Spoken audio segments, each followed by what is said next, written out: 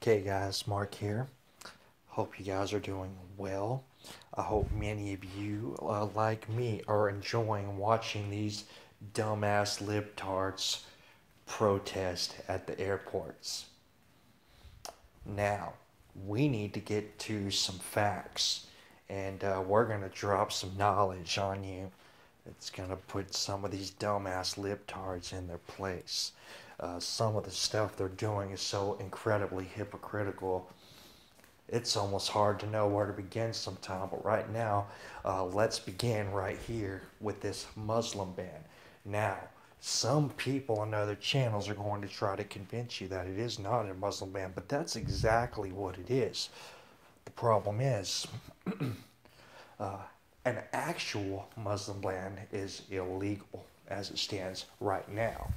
Now, we all know that these Muslims want to kill us and breed us out of existence.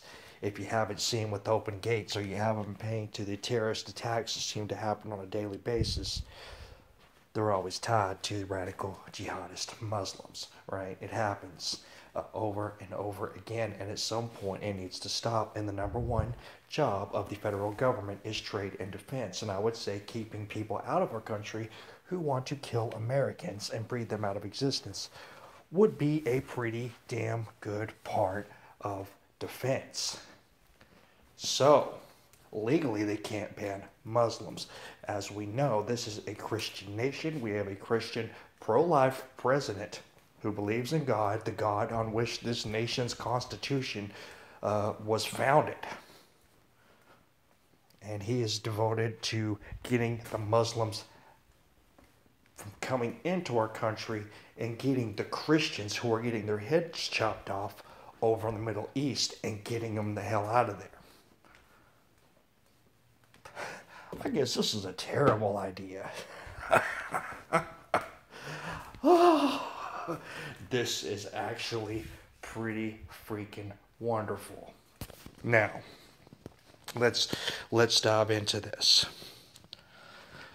A federal judge on Saturday night ordered that refugees and other immigrants stuck at American airports should not be sent back to their home countries after President Donald Trump signed an executive order blocking them from entering the United States. Now, what we have here is this executive order bars citizens of 7 predominantly Muslim countries: Iran, Iraq, Libya, Somalia, Sudan, Syria, and Yemen. The judge neither allowed detainees to enter the country nor addressed the constitutionality of Trump's action. The only thing that this thing actually affected was people who actually have visa or green cards that were in transit, and this is actually going to affect a very, very, very minuscule amount of the people that will be traveling over here, and it is in no way stopping it, which is what myself and a lot of people were led to believe last night.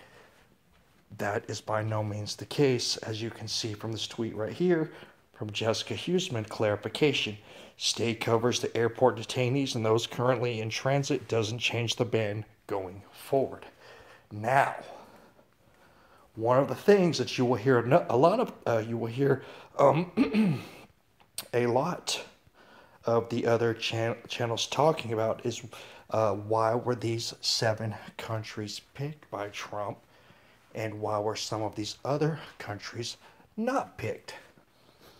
And you've got a lot of people trying to claim that Donald Trump went out of his way just to make sure that he picked all of the countries except for the ones that have ties to his businesses.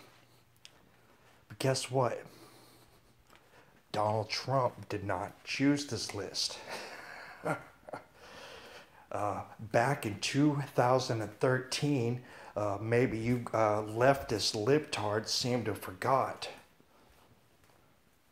Barack Hussein Obama actually banned people from Iraq for quite a few months. Now, this list right here was not made by Donald Trump. It was not made by Donald Trump's team. This was made by the Department of Homeland Security in a law talking about which countries posed the most security threats to the United States, and President Barack Hussein Obama signed this law. And this whole list right here was made by the Department of Homeland Security and Barack Obama. You see? Are you starting to get the picture here? Trump didn't even make this list. Obama did. Now, a lot of people are going to tell you that this is not a Muslim ban, but this is a Muslim ban. But unfortunately, the way our Constitution is designed, you cannot legally ban someone just because they are a Muslim. But you can ban them for being a security risk to the nation for any unlisted various reasons that the government decides. Now, it states very clearly in this executive order that there can be exceptions made, but our pro-life Christian president has made it very clear that Muslims that don't share our values and want to murder us don't belong in our country. That sounds like some good old-fashioned common sense to me. If you walk down the certain hallway during lunch every day and you know the bully's gonna be there to beat you up and take your lunch money, maybe you should start taking your ass down the other hallway and maybe you might get to eat some grub. Right? So, this is something that nobody is really talking about. Donald Trump did not make this list. Donald Trump was not the first person to ban people from the Middle East. This is all a stepping stone from what Barack Obama has done. And let's not forget, the same president who won the Nobel Peace Prize bombed the shit out of the Middle East for 8 years every single day without a break. Whoa. What a great peace prize that was. So, here's something else that's going around that I'm just laughing my ass off about. This is some of the worst libtard logic that I've ever seen. And here, let's jump on over here to CNBC. And what they are talking about here is how California, who is the biggest libtard stronghold in the planet, who's also recently learned that there's probably been 3 to 5 illegal votes cast for Hillary Clinton there. They are once again pushing to leave the United States because Donald Trump is Hitler. Because he wants to protect Christians and he wants to get them out of the Middle East so they don't get their heads chopped off. And he wants to keep the people in the Middle East who want to come over here and blow us up and breed them out of existence. This makes him Hitler, even though he's only taking further steps on what Barack Hussein Obama already did himself. Now, what we have here is that the backers seeking to break California away from the U.S. started collecting signatures Friday to get a proposed independence measure on the 2018 statewide ballot.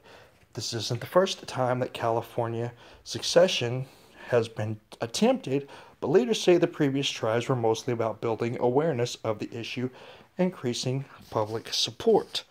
And they can definitely see that there's some newfound support because now everybody in California thinks he's Hitler. And this is from Louis Marinelli, the president of Yes California Independence Movement. And as you can see right here, this article is from January 27th, Friday. And now that you have seen that, because that's pretty recent, let's rewind your memory just a little bit, just for a second. And the Calexit Yes California movement opens an embassy in Moscow. And a campaign calling for the independence of California from the United States has opened a quote-unquote embassy in Moscow. The movement Yes California, the one we were just discussing in the previous article, is hoping for a collection break from the U.S. Speaking at a press conference on Sunday, Luis Marinelli, the leader who we were just talking about, said the embassy will not deal with diplomatic issues, will act more as a cultural center that will educate Russians about California's history, boost trade ties, and promote tourism. And as you see right there, they do have a Twitter account if you would like to follow some dumbass libtards. And he even comes out and says, we are not requesting military assistance from Russia. If he's not planning on doing it, then why did he even bring it up? And this is exactly what these dumbass libtards do, right? Isn't that what they've been saying? Russia hacked the election. Russia's feeding us propaganda. Russia got Trump elected. Russia turned Trump into Hitler.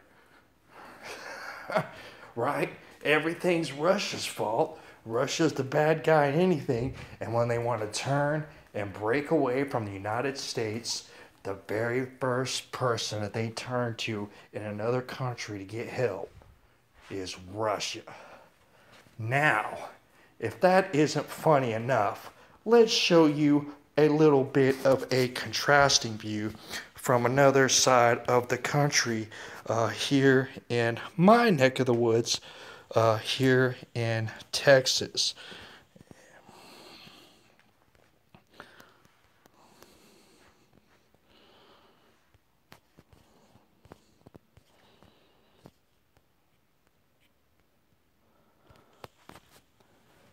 Now in California, where they want to let all the Muslims in so they can kill more people, just like they did in San Bernardino, we in Texas seem to have a slightly, just slightly different approach. While we've got all these dumbass libtards around the country protesting his ban against the people who want to murder us and breed us out of existence, as you can see right here, Texas mosque destroyed in early morning blaze, cause unknown. And as you can see, this is what happens when Islam comes and fucks with Texas. Y'all need to take that shit to California. You bring it to Texas, you're gonna burn. So, that's more libtard logic for you guys. Hopefully this left some of you more informed. Y'all have a great day.